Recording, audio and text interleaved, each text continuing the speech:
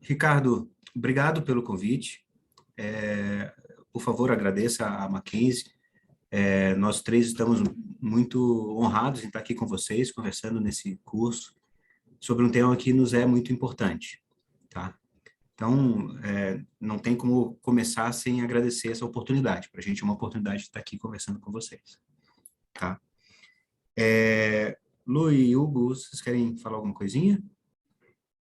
Não, só agradecer também a oportunidade e falar que eu sou uma mackenzista. Me formei no Mackenzie em economia em 2001 e para mim é um prazer estar aqui nesse momento com vocês.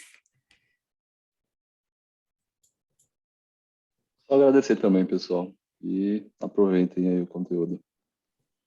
À disposição. Pessoal, vocês veem direitinho a minha apresentação? Tela cheia? Sim. Tá. Sim.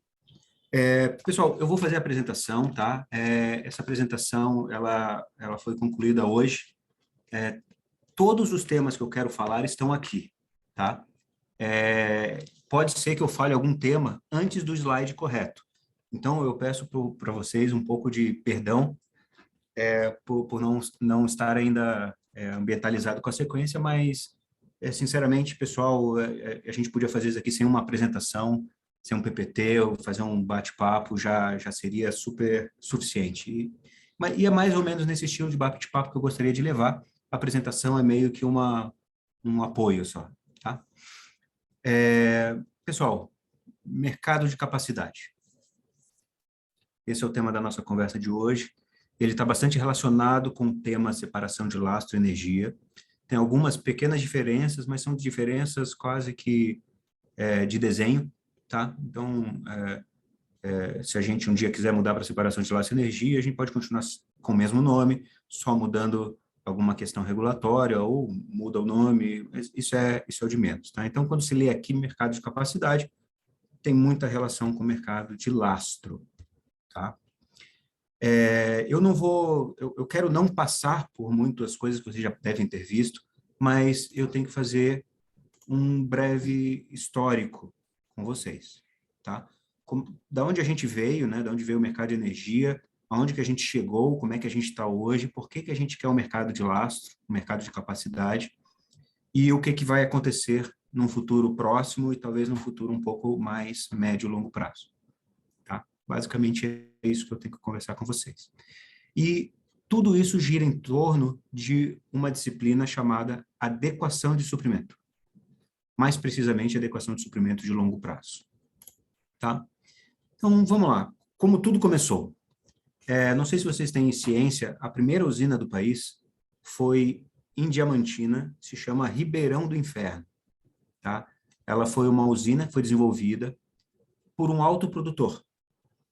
Era um cara que tinha uma mineração, ele usava a força do torque da água, né? Tinha um moinho da água, mas em algum momento ele precisou levar essa força para outro lugar e ele descobriu que tinha uma forma de fazer isso via eletricidade, tá?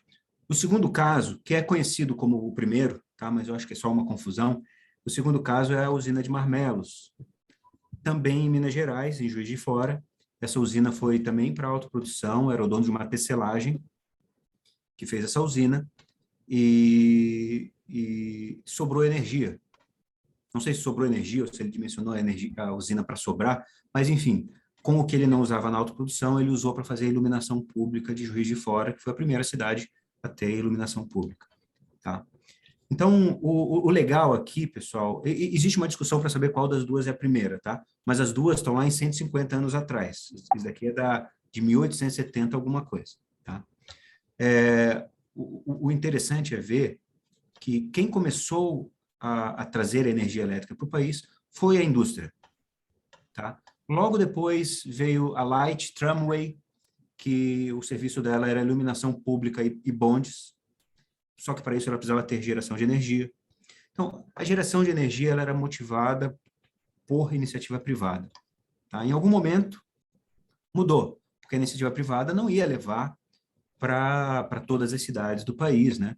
Claro, algumas cidades, você já deve ter ouvido falar nas concessionárias, né? As concessionárias de energia são pessoas da cidade que resolvem construir uma empresa, ou a própria cidade resolveu construir uma empresa, e no sul do país tem ainda dezenas de concessionárias para atender só aquela cidade ou a região ao redor da cidade. Mas, em algum momento, né, tipo, deixou de ser privado, passou a ser público, pelo poder de capilarização. Né? O setor público tem muito mais recursos financeiros, então consegue construir grandes usinas, como Itaipu, e aí atender muito mais gente, né, do que uma organização de uma cidade pode fazer. Aí, em algum momento, até empresas privadas foram estatizadas, e se eu não me engano foi o caso da Light, a Light canadense, ela foi estatizada em algum momento, na minha lembrança, e a gente começou a ficar cada vez mais estatal. Só que chegou lá no momento, década de 80, o poder de financiamento das empresas estatais se reduziu drasticamente. A gente olhou para os outros países falaram, vamos tentar resolver o problema com o mercado livre. Aí foi feito o projeto Recebe, lá na metade de 90, e a ideia era o seguinte, em vez da gente deixar a expansão integralmente na mão do Estado, está tendo problemas, mas se não tivesse problemas, talvez funcionasse muito bem, né? Mas está tendo problemas agora. Então, vamos tentar trazer a iniciativa privada para voltar a investir em energia. E foi feito isso. Abriu-se o mercado por conta disso. Claro, competitividade, novas tecnologias, tudo isso é mais fácil de lidar com o ambiente privado do que estatal. Mas, enfim, aí, no final da década de 90, várias empresas estatais que tinham concessão para desenvolver usinas e não estavam conseguindo fazer, chamaram sócios. Foram feitas licitações e quem pagasse o maior bônus, né, de UBP, uso do bem público, para o Estado, levava a usina e aí, junto com as empresas públicas, eles desenvolveram vários projetos. Itá, Machadinho, né, são grandes projetos da última leva antes do modelo que começou em 2024. Tá? Mas já no final da década de 90, a gente começou a ver a indústria, empresas privadas investindo, incluindo empresas de geração de energia, como a Engie também entrou, mas muito foi pelos próprios consumidores que viraram autoprodutores. Em 2004, aí a gente teve um problema, né, de atendimento em 2001, um grande racionamento. Em 2024, o modelo mudou. O modelo agora não é exatamente tão livre assim. Vamos fazer leilões, continuar fazendo leilões, vamos contratar energia por 30 anos, e quem vai pagar por essa energia são os consumidores cativos, o mercado regulado. E o mercado livre, aí que encontre seus próprios meios para expandir a geração. O que foi um problema no início. Né? O mercado livre tinha dificuldades em expandir, e eu vou falar um pouquinho por causa do porquê disso, tá? Mas antes de falar isso, tá? Eu vou mostrar aqui, no modelo de 2004, de lá para cá já fizemos 98 leilões, tá? Inclusive esse slide está errado, porque hoje de manhã fizemos mais 2, então chegamos hoje em 100, vocês são os primeiros a saber disso. Negociamos já 77 gigawatts médios, que dizem respeito ao montante financeiro, olhando para todo o horizonte do contrato, de 2,3 trilhões de reais, que é um caminhão de dinheiro, e isso viabilizou quase 300 bilhões em investimentos no país, investimentos em geração de energia. Tá? Então, o modelo 2024, ele teve um sucesso, né? Não foi exatamente um problema. Aqui, só para complementar, eu mostro para vocês a distribuição por fonte, em termos de quantidade e de preço. Tá? O preço está em laranja, a quantidade está em azul. A gente consegue ver que a hidrelétrica, não PCH, ela ganha de tudo, né? O gás vem em segundo lugar, e a eólica está ganhando bastante força na última década. Tá? Aqui a mesma figura em forma de tabela, que daí eu deixo para vocês, caso vocês tenham interesse em olhar, mas é basicamente a mesma informação. E aqui a gente chega num ponto interessante, que é o ponto de ruptura. Tá? Quem são os interessados e por que eles estão interessados e no que eles estão interessados quando a gente fala de expansão, tá? Primeiro, tem o sistema, tem uma visão sistêmica, a gente precisa lidar com produtos escassos. Até então, a preocupação dos produtos escassos era se a gente vai ter energia no futuro. E a expansão era orientada para a capacidade de produzir energia no futuro. A EPF calculava a garantia física, comparava com o consumo projetado, olhava lá para frente as projeções dessas duas informações, e se tivesse descolado, aí a gente fazia um leilão para trazer para aumentar a garantia física do sistema para colar no consumo. E a garantia física é uma forma de medir a capacidade de geração de energia do país. Se vocês quiserem entrar em detalhes como calcula, a gente pode entrar depois, tá? Do ponto de vista do investidor, o investidor ele quer saber que vai colocar o dinheiro no negócio e vai ter o retorno. Então, esses leilões com contratos de 30 anos são bastante convenientes para o investidor. É bastante seguro.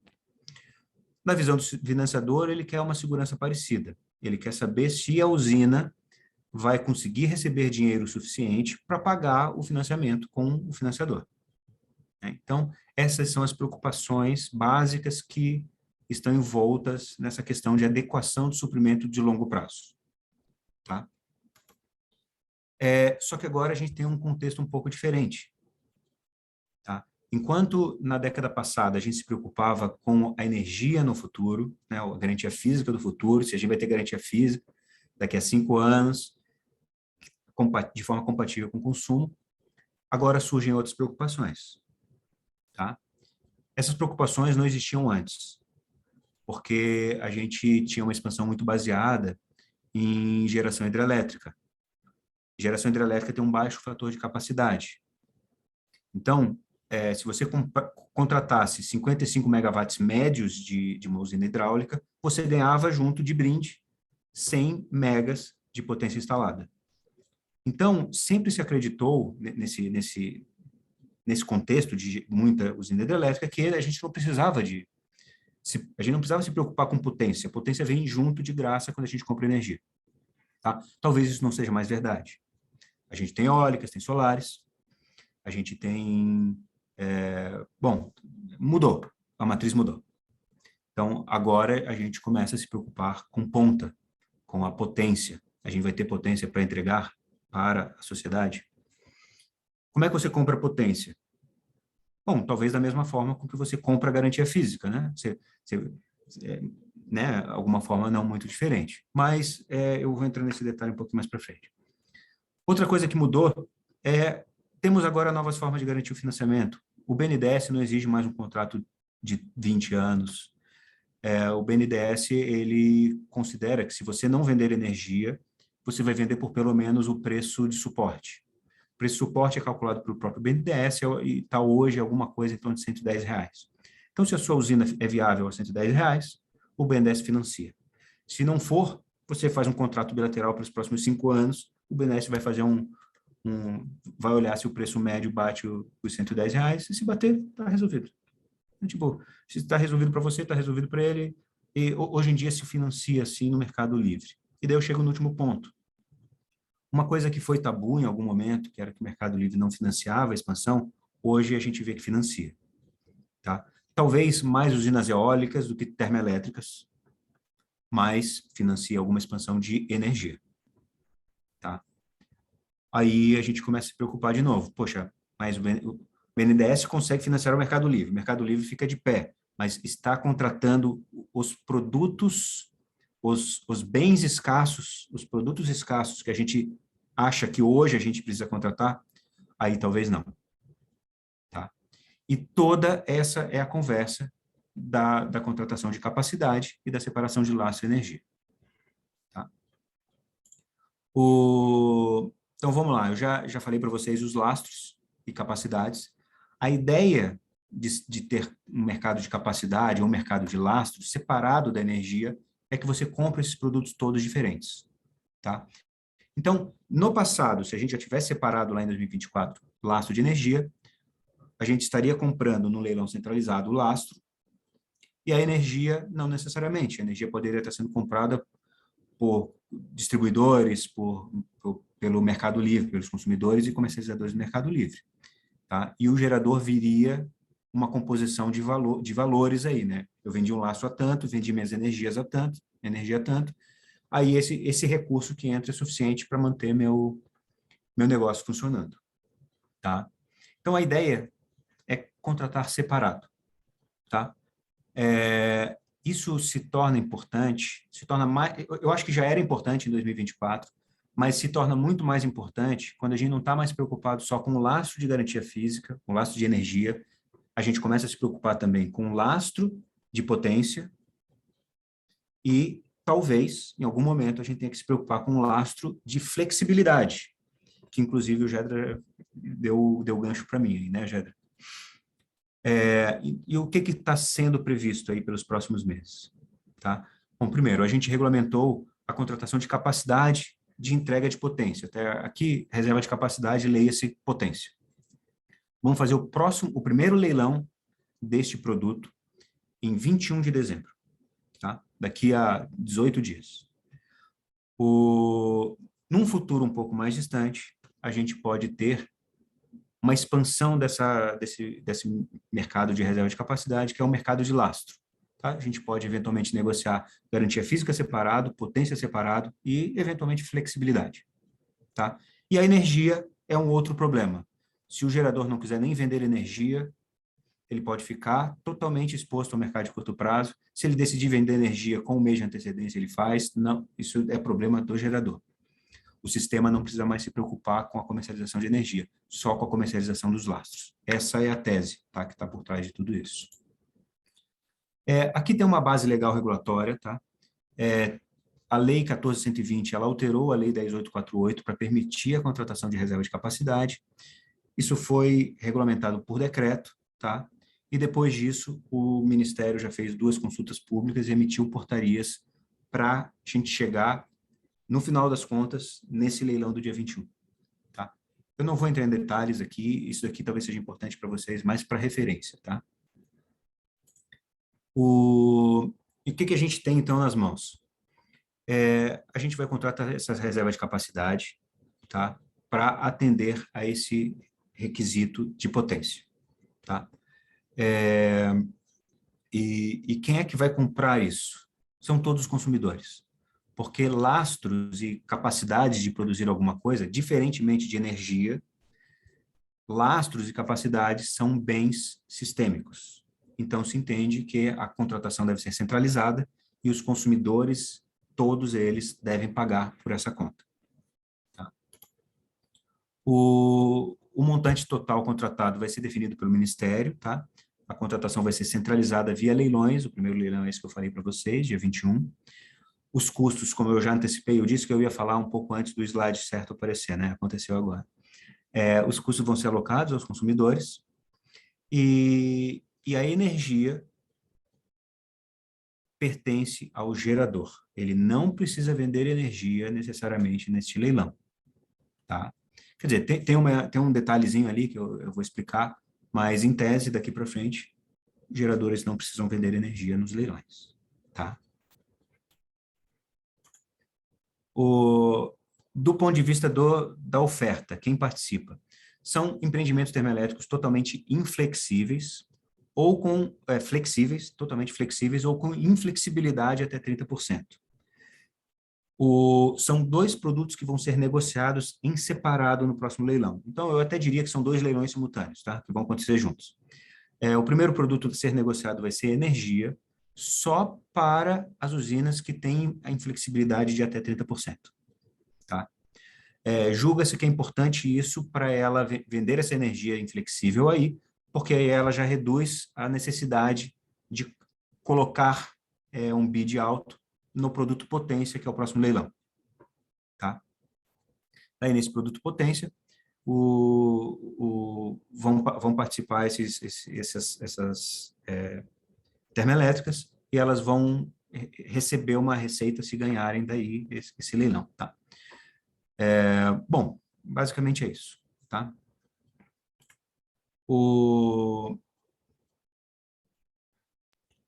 Bom, aqui de uma certa forma eu já passei, tá?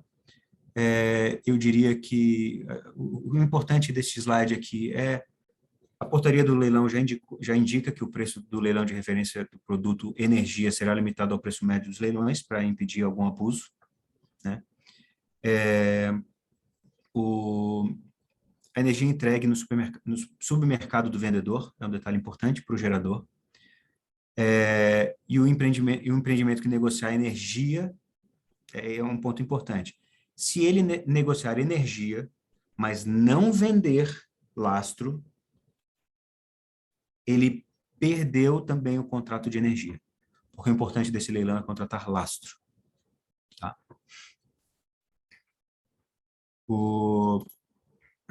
Bom, esse leilão, ele vai ter, como tem 2 produtos, ele vai ter 2 contratos. Tá? O contrato do produto potência, que é o CR-CAP, e o produto de energia, que é o CCAR, como a gente conhece hoje, só que, embora sejam termoelétricas participando, será um CCR por quantidade. Tá? O risco está na mão do gerador. Tá? Aí, como é que ele faz o hedge? Né? Bom, ele tem o CVU, né? Mas se ele precisar de uma receita adicional, aí ele vai ter que carregar o preço do produto potência. Tá?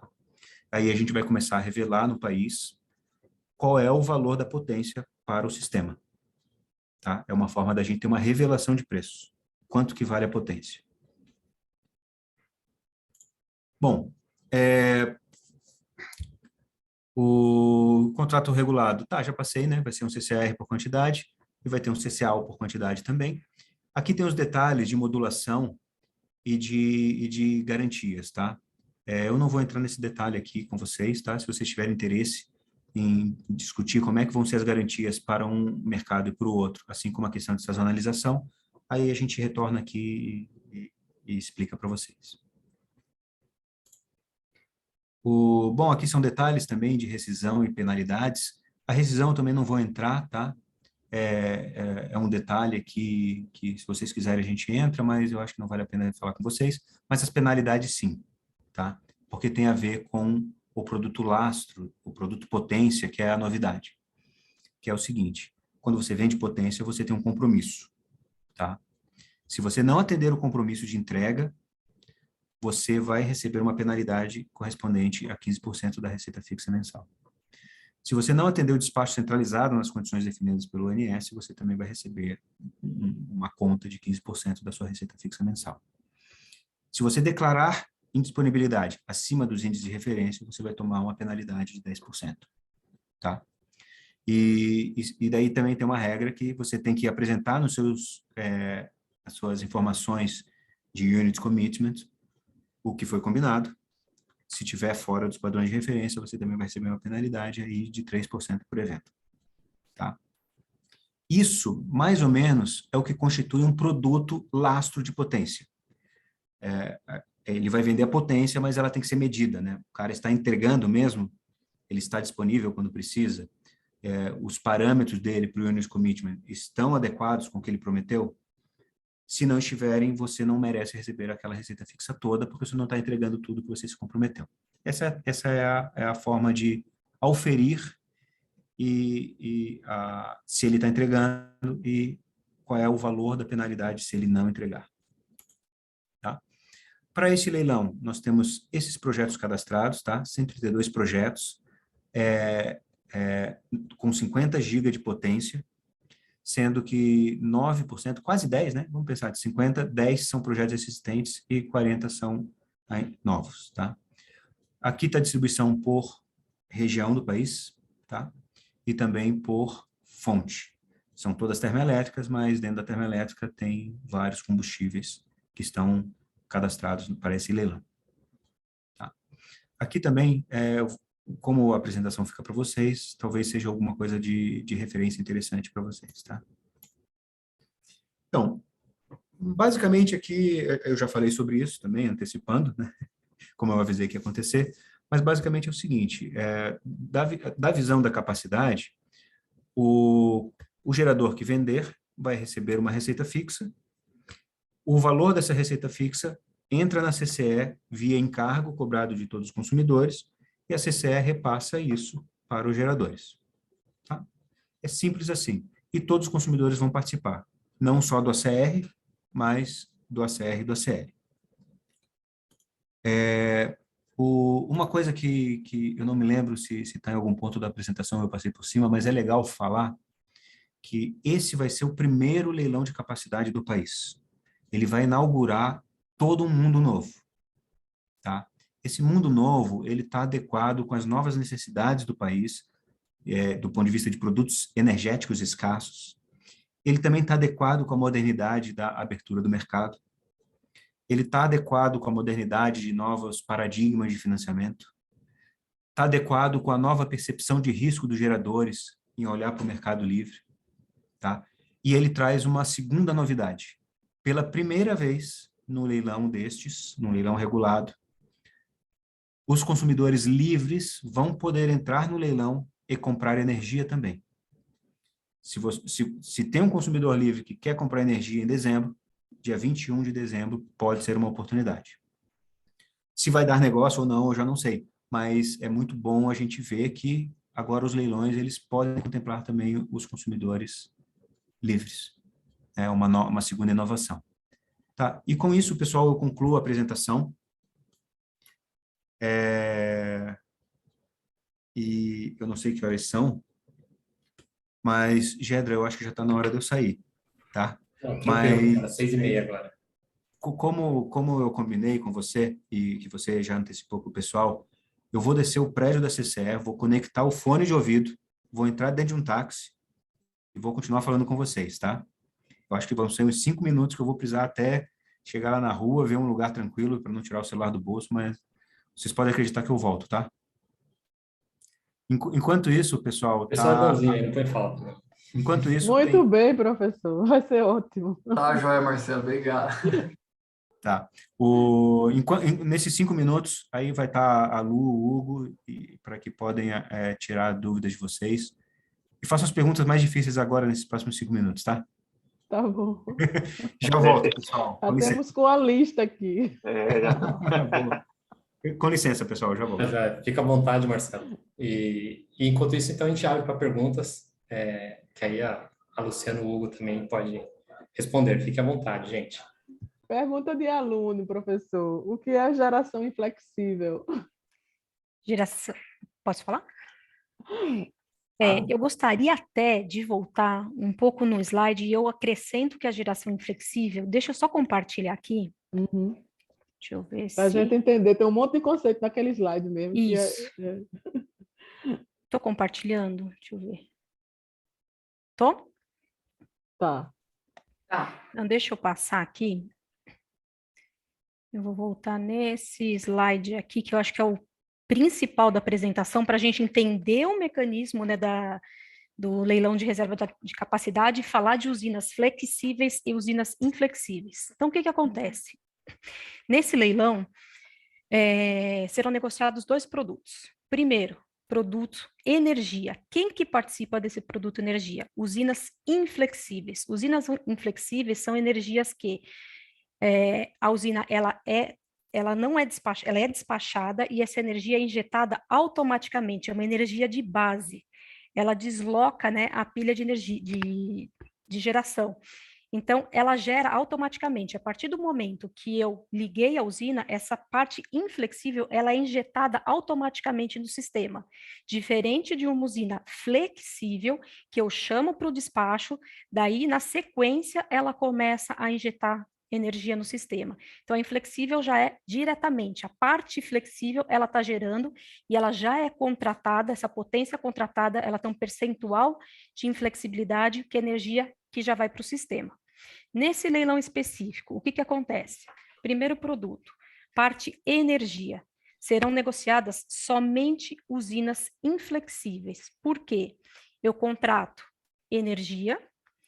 Segunda etapa do leilão é o produto potência, onde obrigatoriamente eu tenho que negociar a potência dessas usinas que venceram na parte energia, para ela ter sucesso no leilão, porque eu preciso ter a garantia do casamento dessa energia associada da primeira fase com a potência do segundo. E, ao mesmo tempo, eu também tenho usinas flexíveis, que são usinas que posteriormente são chamadas para o despacho, e daí sim elas injetam energia no sistema. Qual que é a diferença? Essas usinas inflexíveis, elas vão firmar contrato nesse leilão de energia e contrato de potência, e essa parte da energia, ela não é liquidada, centralizada na CCE, é um contrato bilateral que é feito por fora, né, que é o CCAR, como se fosse não, ele é quantidade, desculpa, é um CCR quantidade para o mercado regulado, para o ACR, e um CCAL para o ACL. Esse é um ponto. Agora, essas usinas flexíveis, que elas só injetam energia quando é chamada para despachar, essa usina, diferente da inflexível, que já está no custo aqui, ela é do gerador. Então, a parte flexível dessa energia, ela é do gerador e ele pode firmar contratos que não foram negociados nesse leilão, então ela pode firmar essa energia, ou, se não firmar contrato, daí no físico, ela foi injetada no sistema, essa energia, ela é liquidada no mercado de curto prazo. Então, essa é a diferença dos dois tipos de energia. O inflexível é direto e o flexível é quando você chama para despachar, ela injeta essa energia. Então, o inflexível é a obrigação que ele firmou no leilão. Desculpa, deixa eu ver se eu entendi. A gente poderia dizer que a parte flexível é a reserva da reserva? Poderia no sentido, assim, é um lastro que está parado lá para quando eu necessitar chamar, despachar para a ponta, daí eu vou chamar e eu chamando o lastro, consequentemente, tem a energia. Então, é a reserva. Se não usar, ele pode vender no Mercado Livre. Isso que essa parcela que é flexível, não é isso? Pode vender em outros lugares, em outros mercados. Mas ele pode vender, mas daí forma lastro também, porque a partir do momento que você está vendendo energia, o lastro vem na sequência. Então, ele tá conjunto. Você não consegue só vender energia porque essa potência está associada.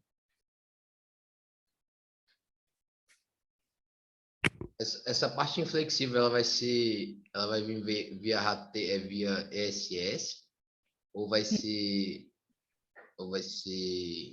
contrato com distribuidora? Não. A parte inflexível é para quem declarar.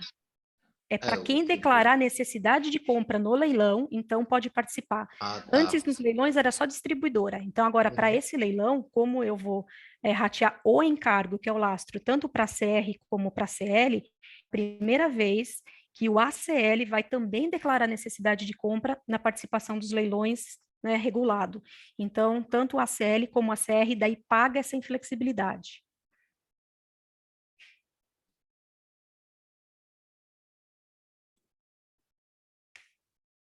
E a operação, operacionalmente, sim, a ONS ele vai estar disponível, né? Na teoria, a usina está o produto de capacidade dele está disponível para a ONS. Quando a ONS chama para ela injetar na rede, ela injetaria na rede, certo? Isso. E aí a energia que ela injeta, que seria flexível, aí ele escolhe liquidar no PLD ou firmar contrato, enfim, ele é o risco do investidor, ele falar o quantos por cento ali que vai estar no livre ou não. Isso, a partir do momento que foi chamado para despachar, tem uma energia, né, que está associada a essa parcela do lastro.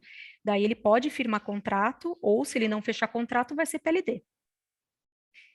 E a CCE estuda algum momento nos próximos, sei lá, 5 anos, ter projetos de bateria nesse tipo de leilão? Então, daí eu não gostaria de entrar nesse mérito, assim, porque não é a CCE que faz essa parte desse estudo. Da EPE, Ministério, assim, a CCE, o que acontece? O Ministério faz o planejamento dos leilões com base em estudos da EPE, ONS, e a CCE operacionaliza. Então, eu não consigo, assim, colocar aqui o ponto se de fato vai acontecer e como acontecer. O que, assim, a gente, posso falar, assim, com conhecimento, assim, básico aqui, é o que está caminhando, porque esse leilão aqui é o reserva de capacidade, que não é o puro separação de lastro e energia, porque nesse a gente tem usinas inflexíveis, ou seja, com uma energia associada. A partir do momento que a gente migra para um mercado puro de lastro e energia, então eu vou negociar só lastro ou vou negociar energia. Então esse aqui ainda falo que é um transitório entre lastro e energia.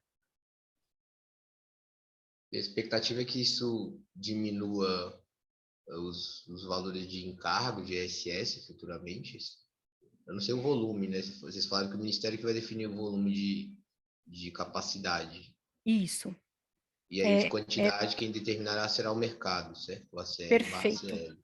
Perfeito. Com base em estudos da EPE e ONS, né, que são insumos para a decisão do planejador, que ele vai solicitar, né, leilões de capacidade para garantir a segurança do sistema, né, e essa expansão não mais ficar concentrada na mão do regulado, e sim para o mercado como um todo pagar por essa expansão.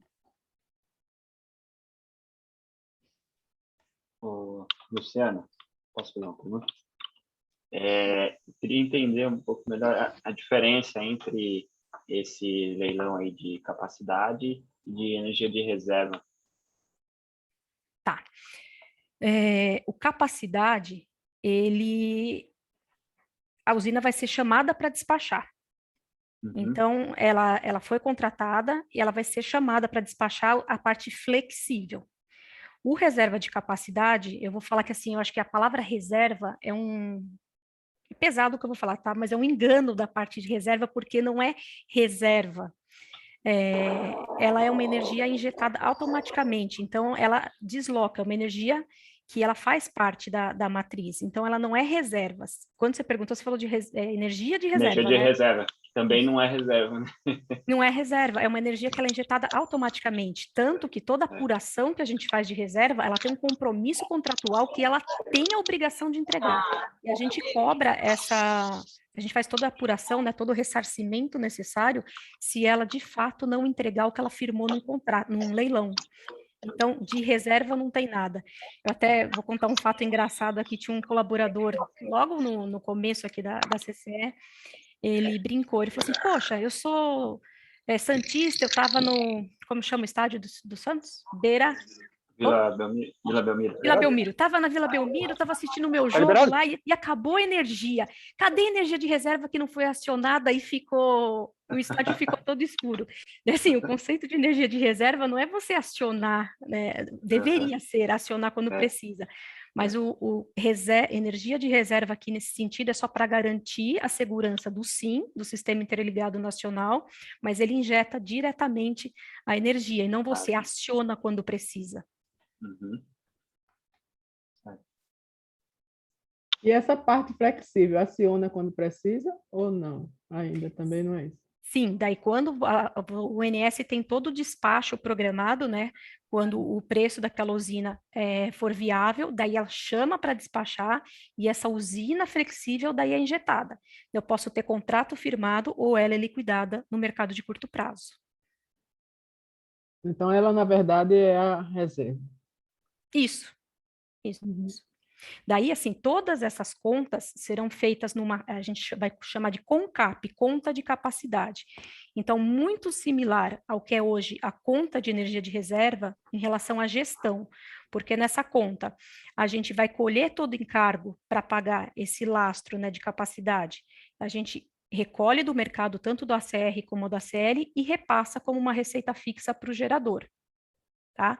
A parte da energia, não. A parte da energia são os contratos bilaterais inflexíveis, fora. Agora, se a energia flexível ela não for vendida, né, no bilateral, daí sim ela é liquidada no âmbito do mercado de curto prazo. Mas o centro da conta de capacidade na CCE vai ser para pagar o encargo,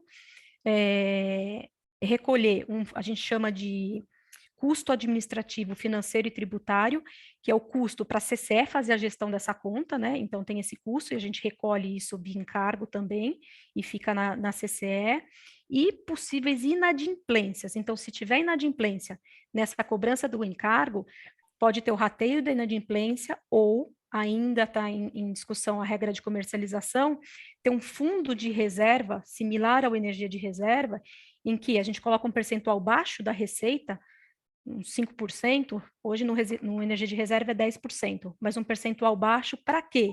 Para a gente não ter prejuízo, né, para o gerador e ele receber integralmente a receita dele. Então, teria esse fundo de reserva nessa conta de capacidade. Já tem um nome para esse encargo? É ERCAP, Encargo de Reserva de Capacidade, ERCAP. Mais uma vez. Pessoal, só para constar, já estou de volta aqui na conversa, tá? E vai começar a ser cobrado quando?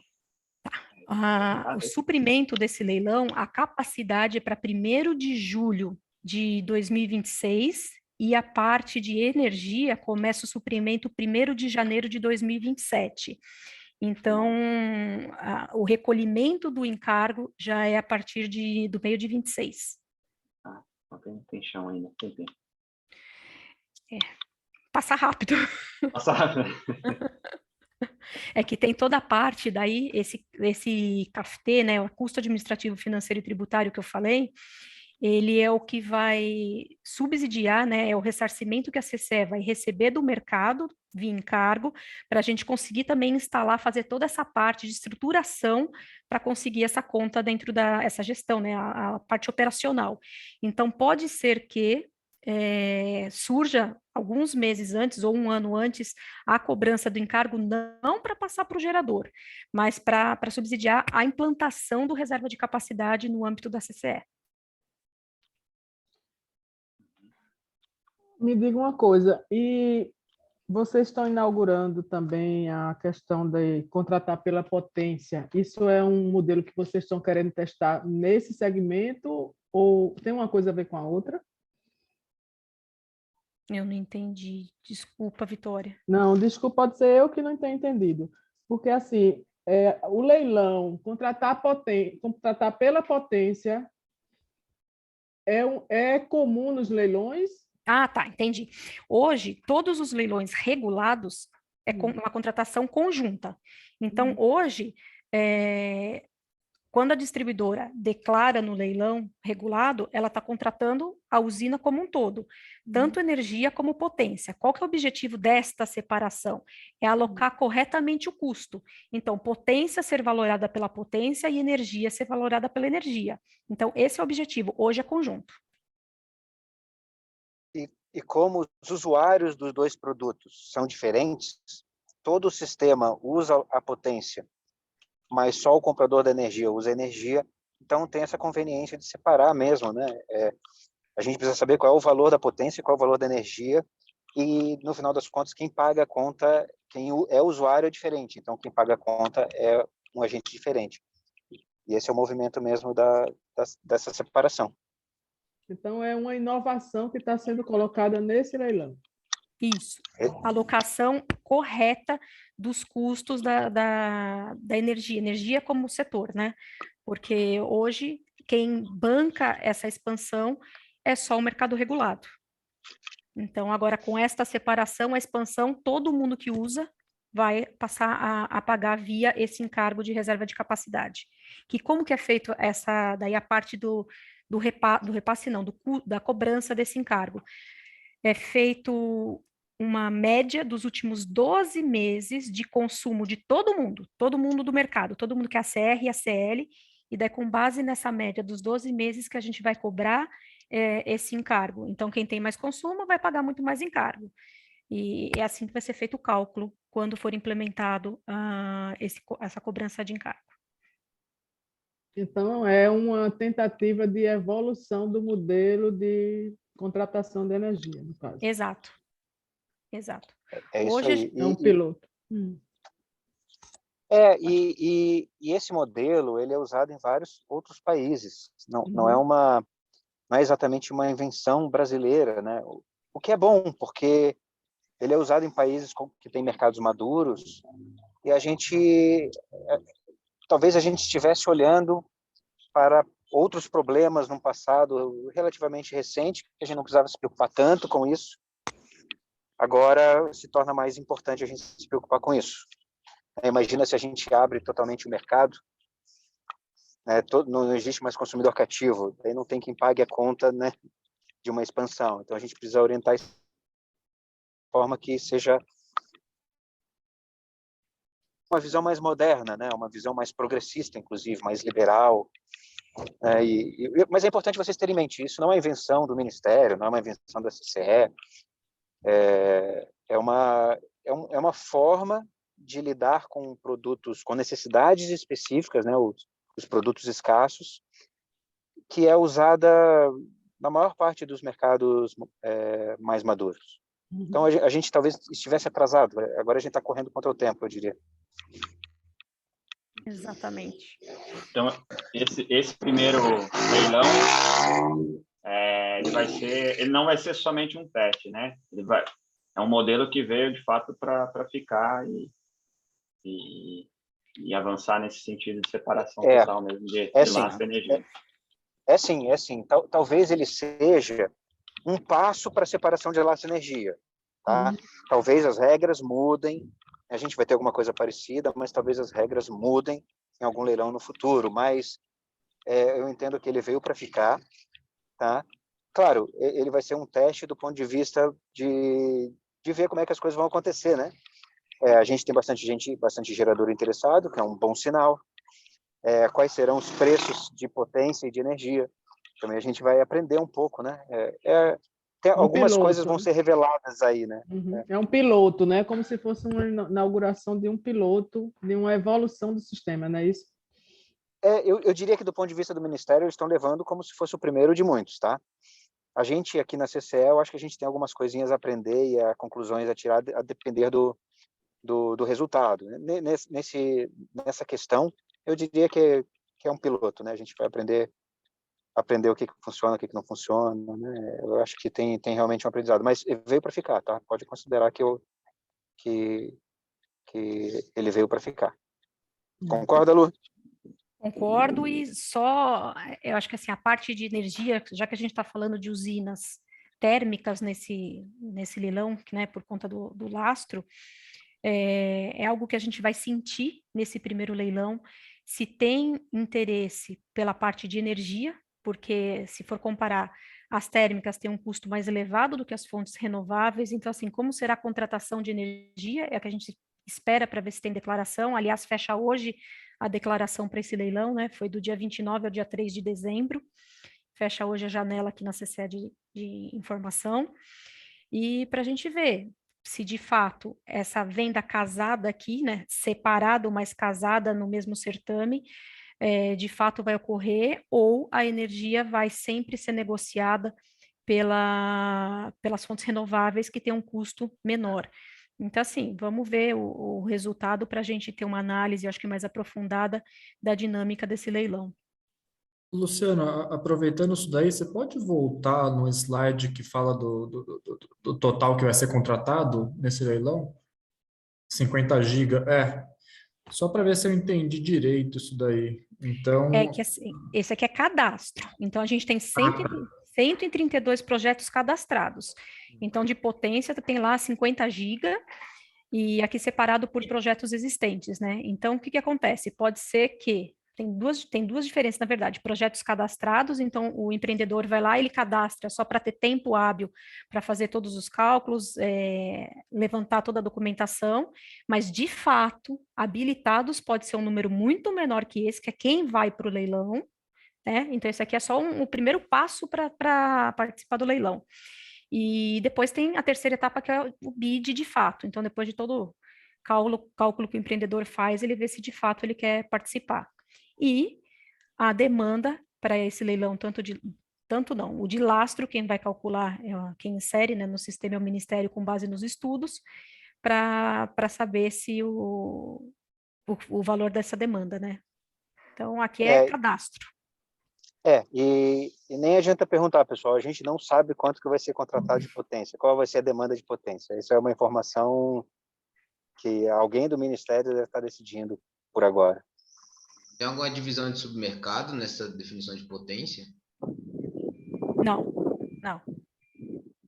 O que tem, a sistemática, ela olha por produto, né? Não tem divisão de contratação, tanto que, dependendo de onde é a contratação, tem a regra de comercialização, que tem a exposição de supermercado, mas não tem. O que um ponto que, assim, que pode ser pensado, né, olhando uma análise mais aprofundada, é assim, quando uma distribuidora compra num supermercado, a exposição dela depois volta na tarifa, né, e quem paga é o consumidor final. Então, quando tem essa diferença de preço de supermercado. Quando a gente fala aqui que um consumidor ele vai declarar nesse leilão a intenção de compra, se ele está no Sul e ele compra, se ele está no Nordeste, ele compra no Sul, que o preço é mais caro, o tratamento é diferente para uma distribuidora de um consumidor que não tem aonde colocar o alívio de exposição desse preço. Então, pode não ser atrativo para um consumidor declarar a demanda por não ter este alívio. Então, ele vai ficar com esse risco de preço, porque quando ele compra no leilão, ele não escolhe o submercado, eu quero comprar nesse. A sistemática não é assim. Ele compra fechado. Então, pode ter algum desconforto na declaração de compra de energia por não saber qual o submercado de compra. Agora, não vou falar que isso vai ser eternamente assim, pode ter um aprimoramento futuro em sistemática que sim permita uma contratação por submercado, mas nesse momento não foi traçado dessa forma, tá? E a contratação por submercado, né? A parte da energia, ela é por submercado, né? A parte de potência é que é geral. Do ponto de vista de comportamento de tarifa, a expectativa é que o encargo onere consumidores que demandam potência e desonere consumidores que não demandam tanto potência? É por aí o entendimento? Potência todo mundo sempre precisou. Então, assim, a potência agora eu só estou alocando adequadamente, né? Porque a potência a distribuidora sempre comprou sozinha e repassava para a tarifa do consumidor. Agora, se eu estou diluindo isso no mercado como um todo, a parte potência tende a diminuir o custo. Tá. Mas talvez a pergunta dele até possa sair por outro lado, Lu. Qual? A gente vai repassar o encargo para todos os consumidores com base no consumo médio dos últimos 12 meses. A gente poderia, por exemplo, ter um aprimoramento futuro, não a CCE, né, regulatoriamente, criar uma regra de rateio diferente. Por exemplo, uma indústria que tem um consumo médio muito perto da sua capacidade instalada, isso significa que ele tem um fator de carga alto, pode significar que ele usa menos a infraestrutura, use menos de potência, porque o consumo dele é muito flat. Um consumidor que varia muito, talvez ele demande mais potência. Mas isso não foi pensado para esse momento, tá? Uhum. Para esse momento, vai pagar pelo consumo médio mesmo. Eu acabei perdendo um pouco do início, vocês podem ter comentado, eu peço desculpas se estiver voltando ao tópico, mas então a expectativa é que isso desonere um pouco da tarifa, por eu ter previsibilidade de potência, ou simplesmente onere mais por uma questão de necessidade de potência do sistema e a tarifa está ficando mais cara porque estamos precisando de mais potência. Como é que seria o comportamento dessa tarifa, então, que seria rateada para todo mundo? Eu diria o seguinte, tá? A próxima expansão que a gente precisa incluir potência, a gente, ao invés de sobrecarregar integralmente na CR, a gente está distribuindo entre a CR e a CL. Então, eu acho que não dá para pensar se a tarifa de hoje vai cair ou vai aumentar. Na verdade, tem contratos sendo descontratados, né, e contratos novos acontecendo. É difícil a gente dizer para que lado que vai. Mas, posto que vai ser contratado X de potência, esse X de potência não vai onerar somente as tarifas cativas, vai onerar também os consumidores livres. Então, essa distribuição é que se julga mais justa. Tá? Respondi a sua pergunta ou fugi de responder? Não, respondeu. Perfeito. A minha curiosidade de início era justamente essa. Seria uma cobrança aí proporcional a um fator de carga. Mas uma outra pergunta, me permita, trazendo um pouco para, inclusive, esse slide. No caso, a gente está falando aí de novos empreendimentos ou a gente está falando de usinas que já estão em operação e que desejam agora atrelar seus contratos também para lastros? para usinas inflexíveis são novas e para quem vai negociar, né, o produto potência flexível são empreendimentos novos e existentes. Tá, entendi. Talvez vou estar fugindo um pouco, eu acredito que isso seja alçada aí da EPE, mas do ponto de vista aí de planejamento, você saberia informar o quanto o impacto aí ambiental e a matriz sustentabilidade fundamentou essa programação de necessidade de contratação? A gente não tem detalhe aqui assim, a CCE não participa, acho que, desse contexto de discussão, e a gente não tem essa informação para passar, não. Tá, perfeito. Mas obrigado. Imagina. Pois é, a gente não participa, então é difícil mesmo a gente dizer, né? Mas tem uma possibilidade da gente estar precisando de potência de uma forma que a gente não precisava antes por conta de renováveis, né? Eólicas, por exemplo, tem essa possibilidade. Mas aí é uma conversa, porque elas têm uma geração incerta, né? Quando precisa da potência, elas não podem entregar, só se tiver vento, sol. Então, essa questão da despachabilidade pode incentivar a gente a perceber a potência como um bem escasso e querer contratar no leilão, tá? Mas, no final das contas, essa pergunta é para a EPE, tá? É uma pergunta para a EPE. Não sei se eles vão responder o que eu falei, tá? Então, trate o que eu falei com uma certa reserva, tá? Quem deve responder mesmo são eles. Perfeito. Eu queria ver se alguma outra pessoa... É para casar com as renováveis, né? Isso de algum jeito. Pessoal, a gente já está aí caminhando para o tempo previsto. Eu queria só ver se alguém ainda que não fez nenhuma pergunta, se gostaria de perguntar uma coisa para a gente dar a oportunidade para todos, para que a gente possa encerrar depois, hein? Gedra, pergunta também para o Hugo se ele quer dar alguma resposta. Fala aí, Hugo. Poxa, vocês dois deram literalmente uma aula aqui, Marcelo e Luciano.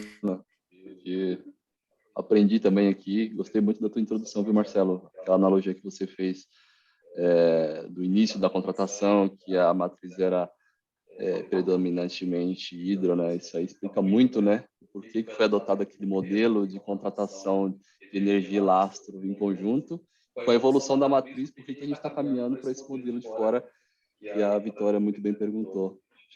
Acho que é o ponto de destaque aí de toda essa apresentação. Acho que basicamente não, tá ótimo. Alguém que não fez nenhuma pergunta ainda quer perguntar algo para a gente dar oportunidade para todos antes de encerrar?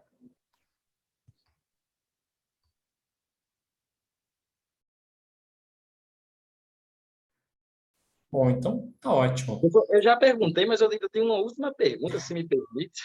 Vai lá, E a gente viu aí nos últimos meses algumas notícias aí de um lado mais polêmico sobre a privatização da Eletrobras e alguns jabutis aí sobre a contratação necessária de térmicas.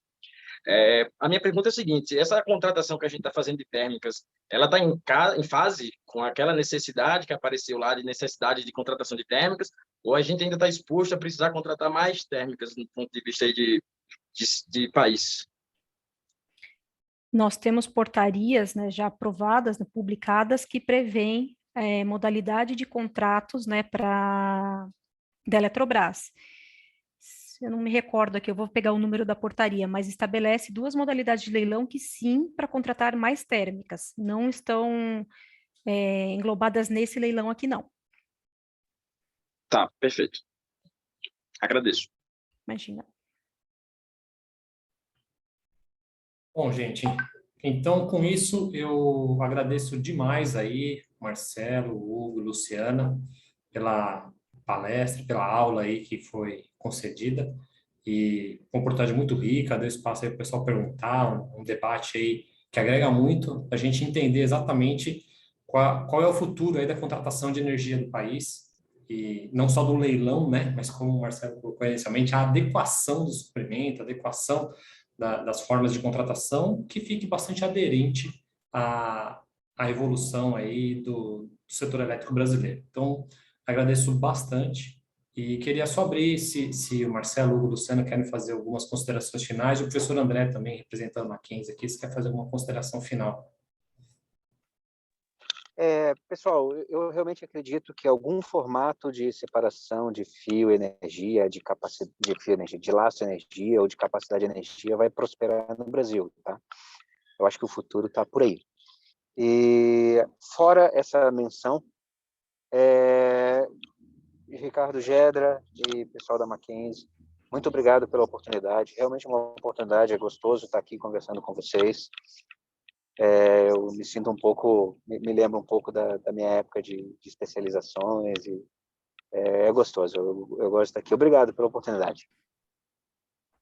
Também quero agradecer a oportunidade e compartilhar um pouco aqui do nosso dia a dia, que está na veia os leilões, uma das nossas atribuições, né, que a gente faz os leilões e depois os contratos firmados a gente faz toda a contabilização. Então, é um casamento, né?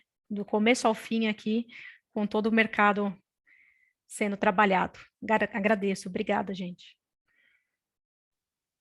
É isso aí, pessoal. Acho que agradecer também a participação e me colocar à disposição. Qualquer dúvidas aí, estaremos na operação direta aqui desse leilão do dia 21. Vocês têm o Gedra aí como referência, qualquer dúvida é só conversar com ele e encaminha diretamente aqui para a gerência de leilões. Basicamente, eu e a Luciana aqui que está na minha frente. Maravilha, é isso. Professor André, você quer fazer um fechamento aí? Eu só queria agradecer ao Marcelo, né, ao Hugo, a Lisboa também, e agradecer que tenho certeza que vocês estão enriquecendo bastante nossa pós-graduação aqui em gestão sustentável de energia, tá? Então, muito obrigado, a gente sabe como é precioso o tempo de vocês, então, no nome do Mackenzie, muito obrigado aí pelo apoio aí de vocês. Maravilha, gente. Então, muito obrigado, agradeço a presença de todos, e aí encerramos aqui, e retornamos agora vamos para a aula, né? E o professor já está lá aguardando outro link. Tá já, gente. Obrigado. Obrigada, pessoal. Obrigada, gente. Tchau, pessoal. Tchau. Obrigado. Obrigado, tchau, Bom tchau. final de semana. Tchau, tchau.